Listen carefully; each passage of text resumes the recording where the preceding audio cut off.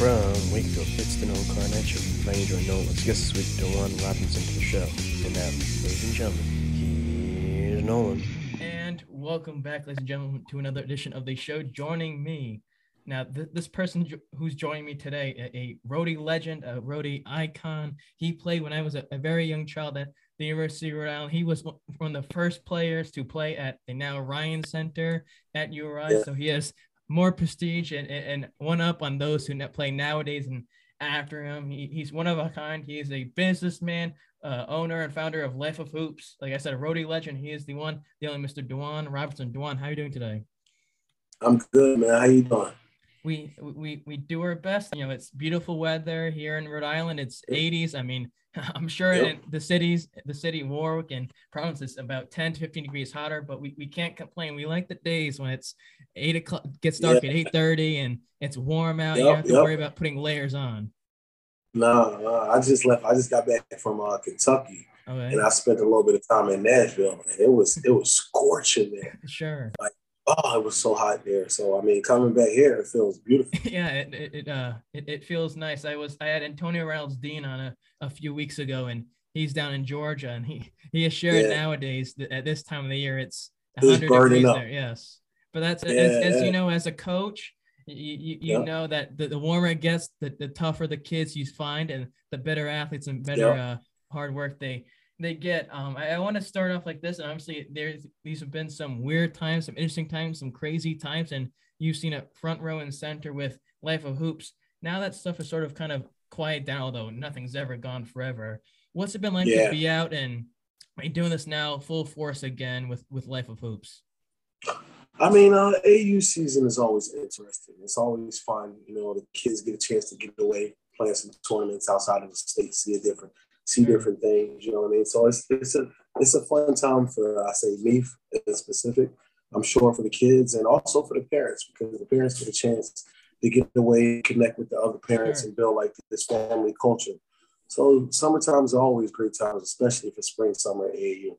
Sure, and travel, and that's a big thing. And once travel was able to go back in full force and no mask, although some parts I'm sure is still a little sketchy on that sort of stuff, but to travel and you go back to previous what it used to be is, a great thing.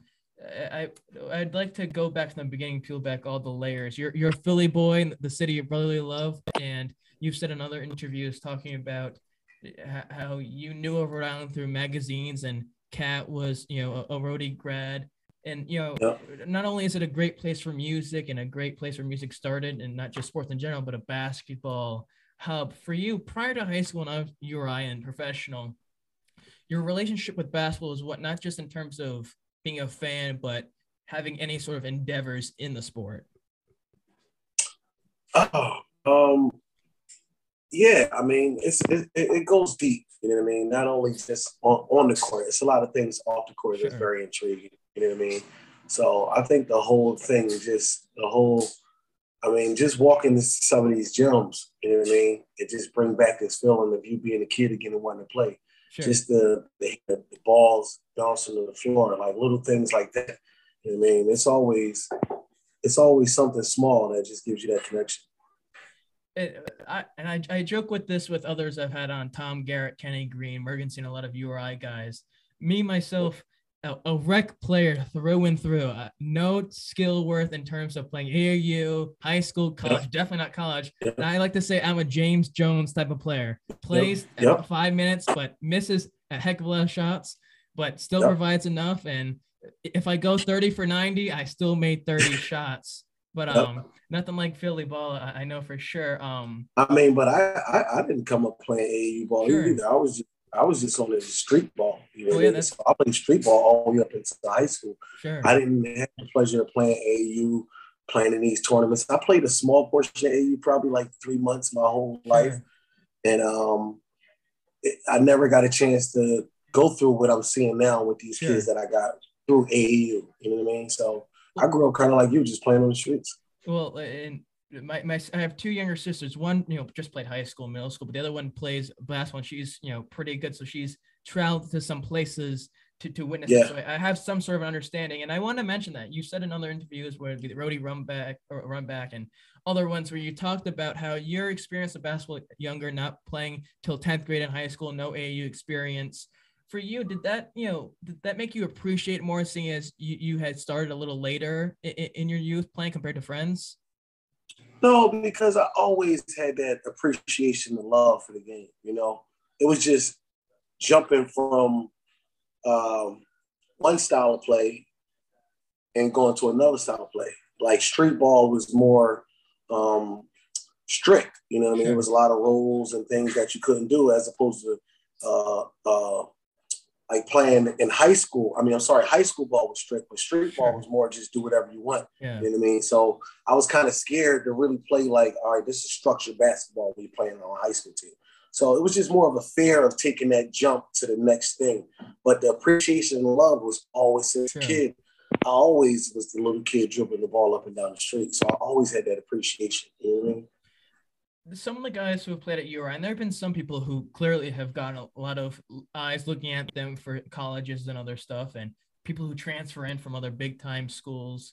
And unfortunately, those who come out of it, and upon doing research, not a whole lot of schools were looking at you, and URI was one of them after going to MCI. And I've had other people on who have talked about their progression, and a lot of former great players such as yourself talk about how there wasn't a lot of attention, so you kind of just had to continue to provide or prove yourself to others on what you need to do, and really had a big year. And you would think after 32 points per game your senior year that a lot of would be looking at you. I mean, compared to then to now, how much of a eye-opener was that in terms of the work that you put into, but also what you needed to continue to do to get more eyes on you? It was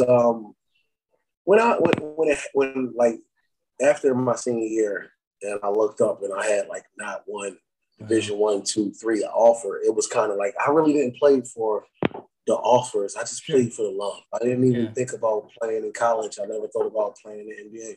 I just played because I loved the game. So after my senior season, I was like, all right, well, what's next? You know what I mean? Then it was college, but I didn't have nothing going on. Sure. You know, I was always dedicated to the game. I was working out what I thought was working out. I really didn't have like a coach to groom me. Nobody groomed me. Nobody took me under their wing and showed me how to play basketball.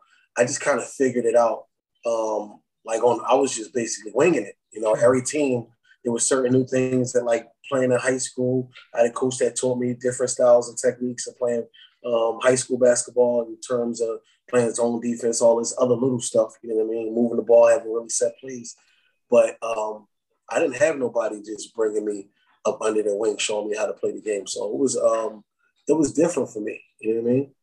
You had a big game, 48 points against Richard McCants, that sort of gave you the confidence, but also had other people saying, hey, this kid can ball for sure. When you have a big game like that sort of, and you already had, the ability to play basketball for sure, but when you have a moment like that where you're sort of proving people wrong that sort of wronged you and not getting offers, does that sort of, give you not just appreciation, but, acceptance in terms of, okay, now I have shown what I can do, and now people can finally take all in on me? Yeah, well, once again, I never got into the business side of the game with the being ranked or playing against this person. Everybody I played against, I wanted to just kill. So it didn't matter if you was the number 1 guy or the number 3,000 guy. Like, you know what I mean? I wanted everybody. So playing against these guys, I didn't really even know who these guys were. You know what I mean? They was just like, yo, that's Rashard McCann. I was like, whatever. You know what I mean? Or we played against a lot of guys that had big names. You know what I mean? But my whole thing, the whole season was like, I'm going to just try to play the best I can against anybody. I didn't care who you were. So I didn't know these names or anything like that. So I never looked at it like, all right, well, now they're recognizing me over you. Like, I wasn't in it for that. I was just in it for the love and just being the best that I can be. And then positive things happened. I started getting recognition from other bigger schools. I had Texas, I had Miami, but I didn't pass the SAT. So those schools kind of backed up off me. But it was more so just playing out of love and passion, man. I never really knew the other side like that with the being ranked or this big name. I wasn't in AAU, so I didn't know none of these guys. So it was just like, he's another guy on the list. success is a double-edged sword. It can make you feel better, give you more confidence, and help you succeed faster, but also can tear you down if it's not used in the correct way. When you're having that success and you're doing very well, your confidence is at all time high. You have schools like Texas looking at you, then before you choose URI. How do you balance that in terms of appreciating what you were able to do and achieve to get to that level, but also realizing, okay, I'm great at this level, but I have to watch out or else I'll be sideswiped at a higher level with better kids? I think it's just knowing who you are as a person. You know, my parents, I come from a family where they really instilled into us like just believing in yourself, self-confidence. Sure. You know what I mean? So it was just in me. I didn't have to go and find a certain a certain thing to push me. Just sure. my circumstances were different. Sure. So I played, you know what I mean, with a little chip on my shoulder just from my circumstances, sure. Not just trying to prove it to anybody else. Sure. You know what I mean? After MCI, before you go to URI, that's, I'm sure, a stressful situation, choosing schools, choosing which one best fits you at all the different environments that you have to sort of look at when picking a school. How did you manage that to make the perfect decision to go to URI? Well, I really signed a letter of intent to go to Pitt. Sure. You know, so my mom told me, my mom was like, well, I like that man from URI. You should call him back and just let him know your decision. I called, which was Desmond Oliver. I called him back, and he basically just talked me out of the whole thing. And, you know, I went on a visit. I came to URI, and just being by the water, man, you know what I mean? It just, I was like, this is where I want to be. You know, I was coming from a tough situation back home where one of my real close friends had just passed away. So I just wanted to be far away as possible. And I felt like Rhode Island was it just gave me some type of serenity being by that water. And I think that just, I mean, the parties were cool too. Sure. You know what I mean? But I mean, the visit was cool, you know? So I was like, look, you know what, coach? I think I'm going to come to URI. Talk me right out of it, you know? Well, I someone else had told me, I forget, maybe it just was watching interviews that you had done in the past about that. And I asked you earlier about, you know, Pitt and being, Philadelphia and Cat being from there, and that sort of helped you in that situation. Does that make it a little bit more easier for you not know someone super well, but know of someone from your same city to go to a school as well as that?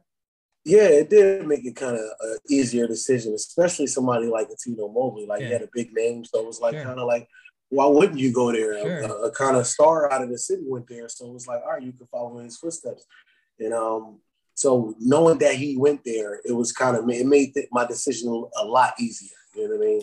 Like, so when I got there, you know, I kind of was like, the Philly connection is there, so people already knew about that. You know what I mean? So it was definitely a good thing for me. Going from high school to the MCI is one thing, then going from that situation to college is another thing. I'm sure it was an adjustment for you in terms of learning that environment of basketball, learning that style of play. Was that a situation that took you a while to learn, or was it something, because you said the love of the game was always there, that it took you a short time? No, every level, like from high school, like from street ball to high school basketball, it was an adjustment period where it took me maybe like 5 to 6, like 6 to 5 to 8 games. Okay. You know, this is how I always would know, like, all right, like around like the 7th, 8th game, I start figuring it out. Sure. Same thing with high school to prep school. Same thing with prep school to college. Same thing with college to pros. You got to reinvent yourself every time. If you're coming to a new playing field, and whatever you did the year before, it don't even matter. Sure. You know what I mean? So with me, it was always that mental thing. Like, all right, I basically got to start over. So this goes back to the question you asked before about being humble. I was always humble with myself. You know, like I said, my parents raised me to be humble. So I was always humble with myself, and I was real with myself. Like, if I wasn't doing good, I'd be like, look, I got to get better. I'm doing something wrong. Like I said, it always take me like 5 to 8 games. Sure. The first 2 games maybe was real ugly, and I had to figure it out. You know what I mean? 3rd game was better, 4th game better, 5th game. By 6th game, I'm rolling now. Sure. But it was always that adjustment period, I say, between like 6 to 8 games where it took me to really like grasp it and be like, all right, I got it. Yeah. The year before you got there, they had the Antonio Reynolds, Dean, Gatino Mobley, Preston Murphy, Tyson Wheeler. Success. They're the most winningest class ever at URI. They made the Elite 8. And then there was a short period of time where the school wasn't as successful as that prior to you getting there. When you're going there, and then the year after the team does quite a bit better, is that hard to think about in terms of seeing the team not success and you're now going to that school that it may repeat itself? Or is it something like, I don't care what they did, I'm just being there to help the team? Well, you remember I was appreciative just to have a scholarship. Yeah. You know what I mean? Because like I said, like I wasn't like the guy that was getting recruited heavy by everybody. Sure. So in my eyes, it was like, yo, this is a chance. It doesn't even matter where it's at. Thank God it is a Division I school. But I was coming in there like, look, I'm hungry. I don't know what the future holds. I'm just here to play basketball. I love basketball. I'm going to work my butt off. Sure. And I'm going to let the chips fall where they may. And from my first year, it started off on a positive note. And it all started from hard work. Sure. Like I said, Desmond Oliver, we used to wake up like 3 times a week, 8 a.m. Wow. Shooting. You know, mommy and daddy ain't there no more. So sure. You got every excuse in the book to miss a workout. But I wasn't missing no workouts. Sure. And because I started to see myself get better. Sure. So I was like, this is cool. Like, I love this. Like, I'm really getting better. So sure. I never missed a day. So going into my first year of playing, my first year I had to sit out. I was comfortable. I was playing in intramural. Sure. I was making a name for myself around campus because I couldn't travel with the team. Yeah. I couldn't practice with the team. So nobody even really knew that I was like a player my first year. Sure. So that second year coming in where I was eligible to play, it was kind of like I got those first year jitters out of the way. So I was fully prepared physically just from taking care of my body and working out. And mentally, I was coming with a chip on my shoulder. So I think the situation that you are allowed me to be the player that I was, sure. because maybe if I'd have went to another school, it wouldn't have worked out like that. Sure. And that also gives you a greater appreciation, a greater hunger when you're sitting out, which also is another example of sitting out and you have to accept that, because most kids, and you see that nowadays, especially at URI, no offense to the team or the coaching stuff that they had previously, but a lot of players nowadays, and I'm just a fan, so I have no real judgment, but a lot of players, it seems as though it's, I'm not getting what I want immediately, or I'm not getting what I expect to get, so now I'm going to leave to go somewhere else. And it's like, that's not what it's for. It's a team game. And sure. Yeah, but you seeing it from the NBA. You know, the NBA is like AAU now. Like all the NBA, all of their stars that they look up to are doing the same thing. Sure. You know what I mean? So it's kind of like we're at a point now. You remember when your grandmom or your mom used to be like, boy, don't do that.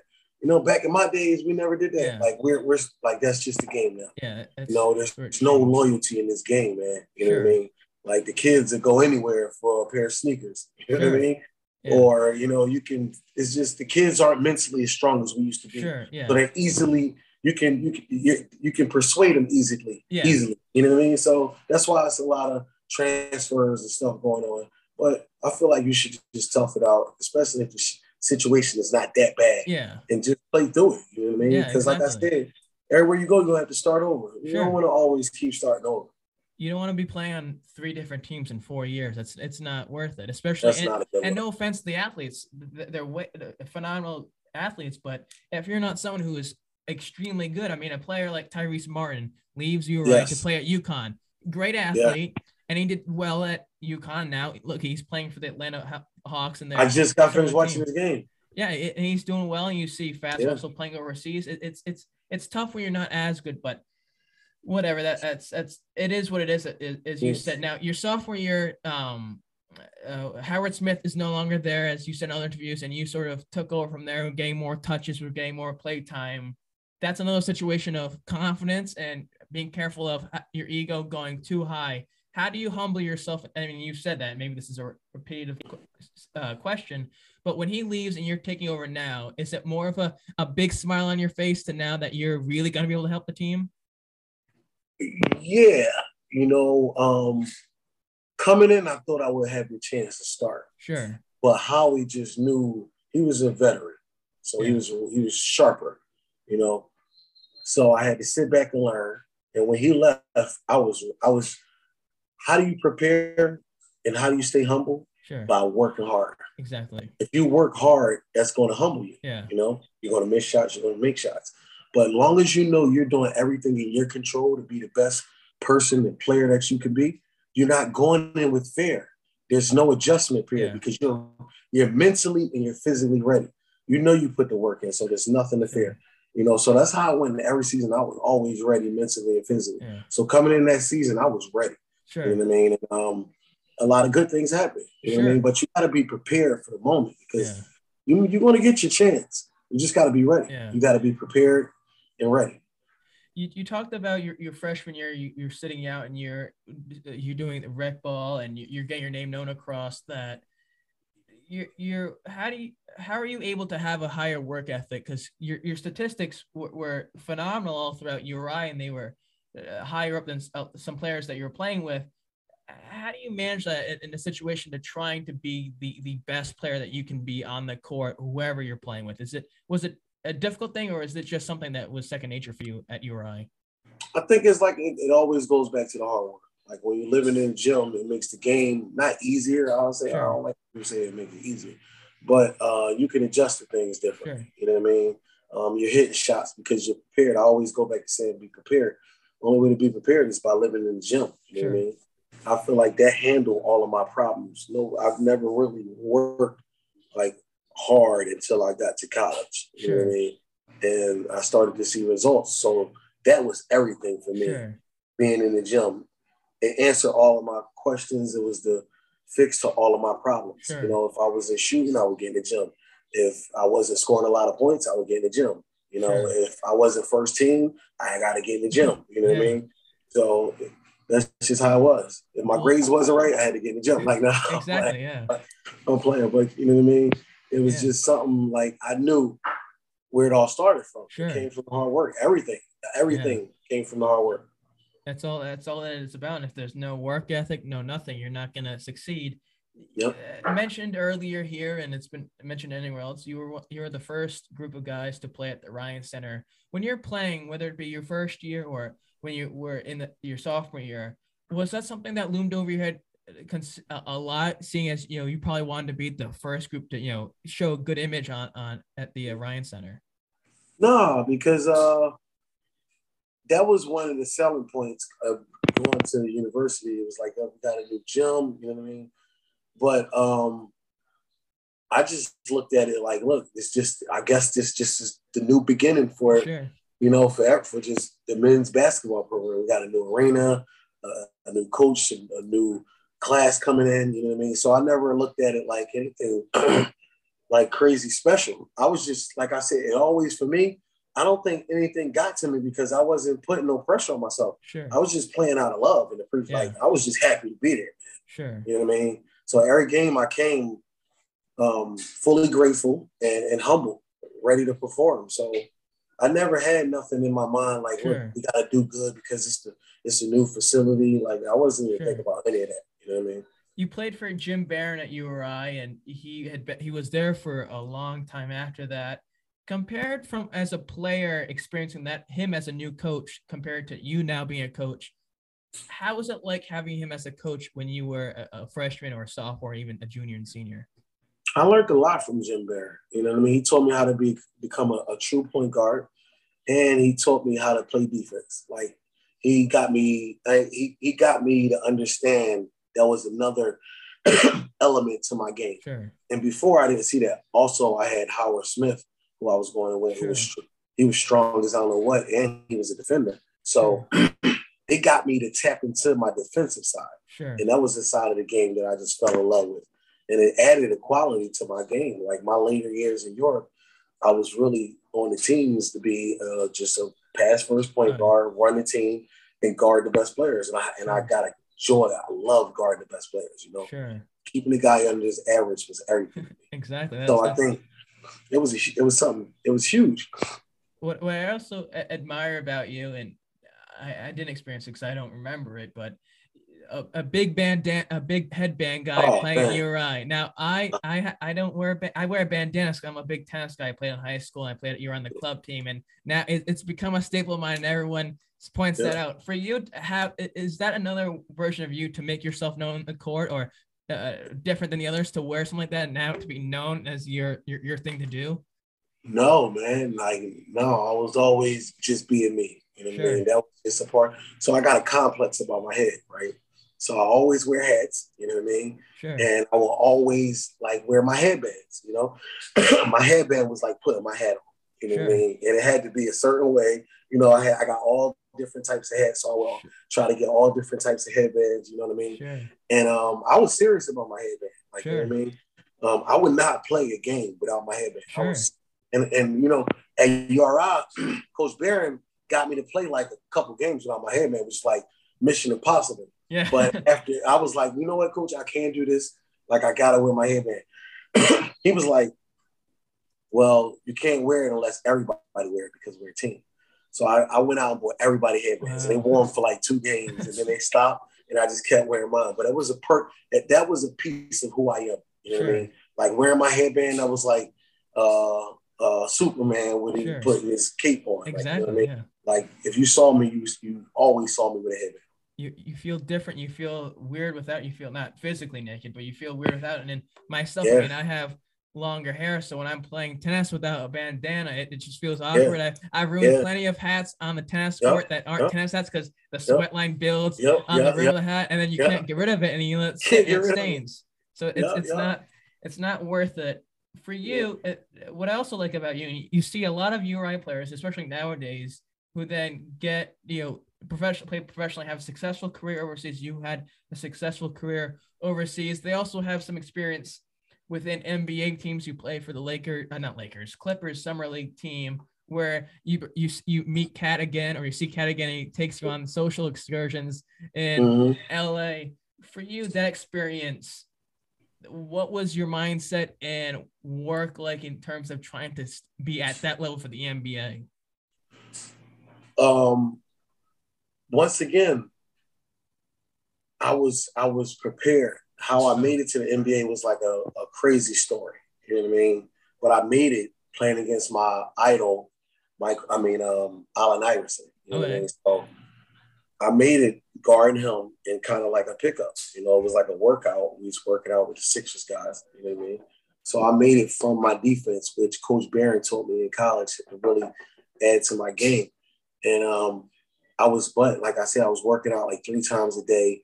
You know, so I was mentally and physically prepared once again for the opportunity. So when I got to the NBA, I was already working like extremely hard. So I didn't stop that. You know what I mean? But one thing I'll say, in the NBA, it's easy to start slipping up because you got everything you want. Yeah. But you're like you only got 1 practice a day. You know, but what are you doing after the practice? You know, so I say like the first week I kind of started slipping up. I wasn't training. I was in a whole different state, you know, but I got mentally locked back in. I got back on my grind, but it's easy to lose focus in the NBA because you got all of these things around you. You know what I mean? But I was already mentally ready for the challenge. So when training camp started, you know, it was once again, that adjustment period that we talked about. Like the first week I was terrible. You know, I couldn't remember the sets. Like, it was a whole different language. They was calling slots and dunkers. I was like, what's the slot? You know what I mean? So I was learning my first week. And then my second week, I started picking it up, you know, adjusting. And then I started playing well. That you play for the I keep saying Lakers, Clippers summer league team, and every kid grows up wanting to play professional sports, and you're able to make that dream come true overseas with some championships. How quickly did you have to adjust after realizing the NBA wasn't going to be the next step before going to overseas? Was that hard for you to do, or were you ready to go play overseas next? Oh, no, it wasn't hard for me because after I got cut for the Clippers, you know, I had to go it was like a decision I had to make. Like, do I go to the G League for like peanuts basically, or do I go to Europe and make way more money? You know what I mean? So I was like, peanuts and 6 figures. So I was like, you know what? I'm going to just go to Europe. You know what I mean? So I figured, and I knew like getting back to the NBA, I would have had to go through the G League. It would have been a tough road. So I was like, you know what? I'm going to just go to Europe, you know, make money, try to help my family out. And I never regret it. I feel like it was a smart decision for me. And it was a great experience. In terms of you just mentioned how it's easy to slip up playing in the NBA. And I'm sure it's competitive, but what's the game style like overseas, coming from U.S. basketball? Is it easier or is it slower? What is it like? It's harder. Oh, yeah. Because they playing real physical defense. Sure. They're not calling fouls. You know, you might have a layup, they can smack it off the rim. The rules are a little different. They calling crazy travels on you. The footwork is, as soon as you catch the ball, they know you're American, they blowing the whistle. So you got to overcome more obstacles. Sure. And then in the NBA, you can't stay inside of the paint for 3 seconds. So the paint is always open. In Europe, they got 7-footers just sitting in the paint. You know what I mean? So the paint is clogged, so it's harder to score. Yeah. And if you look at the averages overseas, they're not like guys aren't average 30. You know what I mean? Guys are barely like low 20s. You know what I mean? Leading scorers because these guys are playing hard physical defense. You know, they're not calling fouls. It's just a whole different game. It's a lot of ball movement. It's screens, cutting, back doors. It's a great game. There's team accomplishment and what you get from that, but there's also self-accomplishment, which you were able to achieve. And you were a German League champion when you were playing overseas. What did that mean to you after everything that led up to that point that you had gone through basketball-wise? That was probably, so I won another championship in Italy. I won 2 in Italy, and Germany was my last one. And it was my best one because we went through a lot to get there. You know what I mean? The championship series was a dogfight, you know. So when you work so hard and you overcome the obstacle, it's just the best feeling in the world, you know. So I really felt that championship where it was just like, I just felt like we won. It was just like a surreal feeling, you know what I mean? And I carried that for like the whole week. It just felt different. Sure. At one point, though, everything comes to an end, and you can't do everything forever. And Morgan Cena was on here who played with the Tom Garrick and Silk Owens era, and he talked about coaching at first in New Jersey and then becoming an AAU coach and high school coach. And he talked about the challenges of that. For you, that next step, taking to coaching, how did you come to grips to wanting to do that, and why did you want to do Life of Hoops? I wanted to do Life of Hoops is to share my experiences with the kids. Like, you know what I mean? I wanted them to understand where this basketball really could take your life, academically, personally, and just out of the love of the game.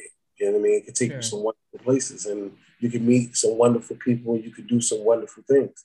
So, I mean, I'm just trying to help the kids to be better people first. You know what I mean? So that's why I started the Life of Hoops thing. The coaching, I didn't really want to start coaching because I felt like I was going to be away from my family and stuff. But I got involved with it. One of my coaches had left because I mean he had to quit, so I had to take over the team. And this was my first time ever coaching, and it was serious, man. I learned fast. Like, look, just because you're a player don't mean you're gonna be a good coach. Exactly. You know what I mean? So I had to prepare, but we were losing. So I was like, oh, man, no, we're not going to lose. Like, I got to get better. You know, I got to really start studying this stuff. And I started studying and locking in. I started getting better every year, game by game. You know, you get new experiences. You learn new things.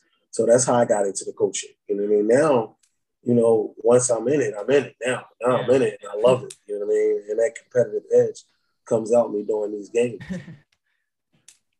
You just mentioned your love for the game and what this has brought to you. How much stronger did the Life of Hoops and now coaching some of these teams do to you in terms of your basketball relationship? I mean, I'm getting involved. And I'm meeting new people and new kids every day. You know what I mean? So it's strengthening my basketball relationship because I'm learning from the kids as much as the kids are learning from me. So I'm learning new things, new moves. You know, I'm watching different video of basketball players and trainers and stuff like this and coaches. So I'm learning as well, you know. So they're kind of keeping me young and sharp and on my toes as well.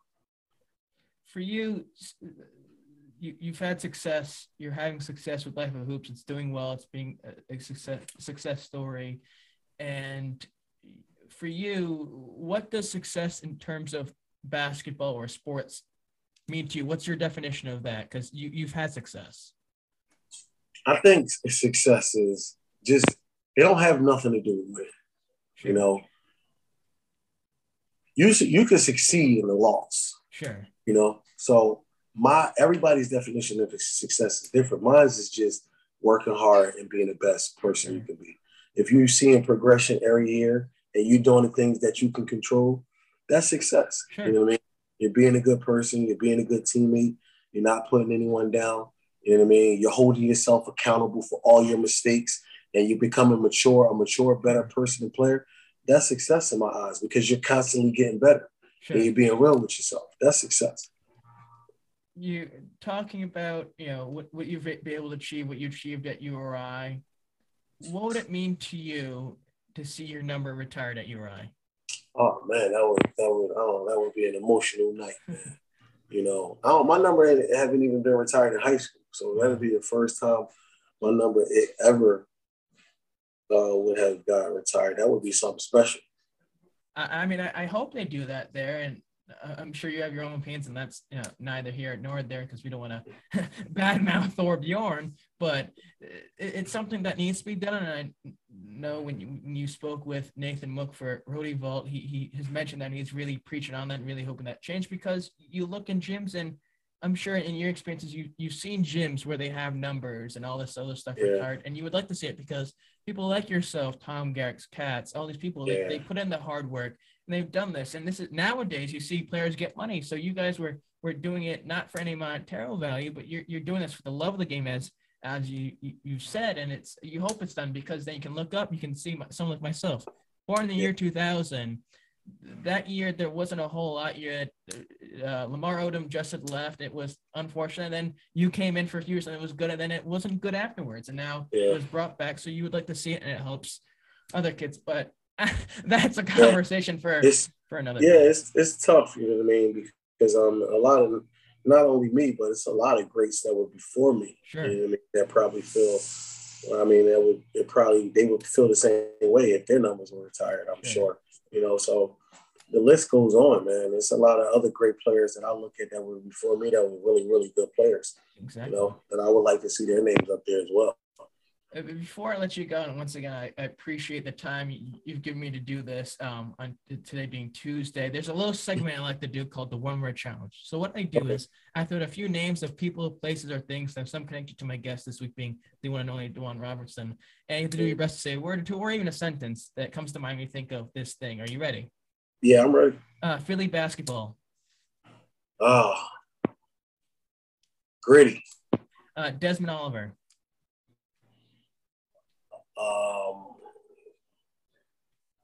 Hard work. Howard Smith. Friend. The Ryan Center. Home. Kingston Ryland. Love. Jim Barron.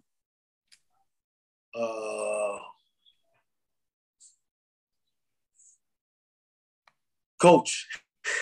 Last but certainly never least, Dawan Robinson. Heart.